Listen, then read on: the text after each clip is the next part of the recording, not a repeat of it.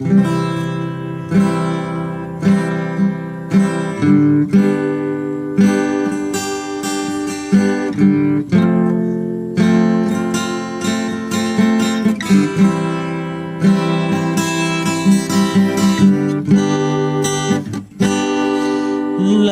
ยปีพ้นผ่านแต่วันวานยังอยู่ในใจแม้นพวกเขาสิจากไปไกลยังอะไรถิ่นเก่าแห่งนี้วิทยาลัยสั่งครูรักเจ็ดที่เฮียนมาวันหนึ่งคงได้กลับมาหาอีกเด้อขอบใจอ้ายเอ้ยครูที่สิสอนให้เป็นคนดี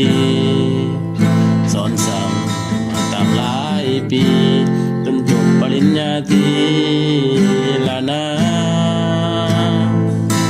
ถ่ายทอดความรู้วิชาครูให้เต็มมาตราสอนโดยบ่คิดว่าได้ยัง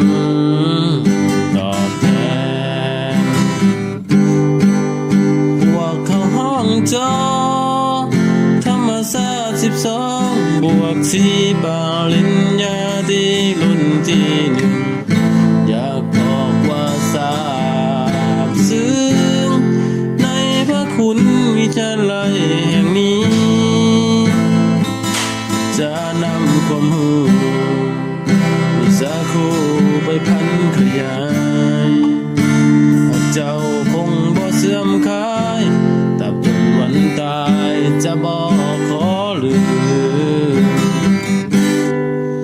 ขอฝากเพลงนี้ส่งไปเป็นกำลังใจส่งให้เจ้าเด้อวิทยาลัยสร้างครู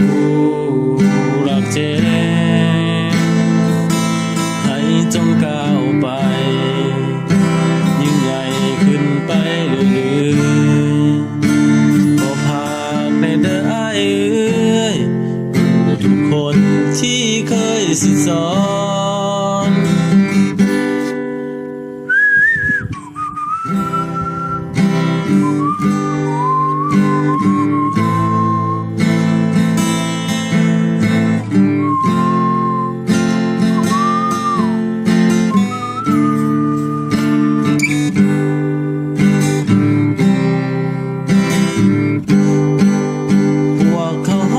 จอ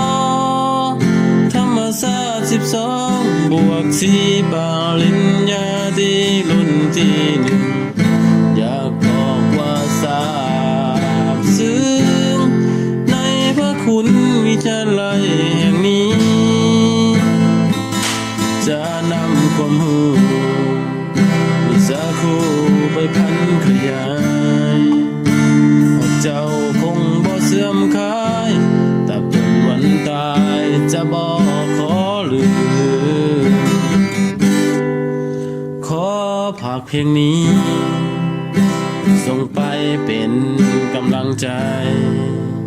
ส่งให้เจ้าเด้อวิทยาลัยสร้างครูรักเจ็ดให้จงก้าวไปยิ่งใหญ่ขึ้นไปเรื่อย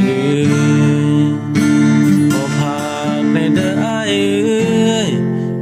ทุกคนที่เคยสิสอน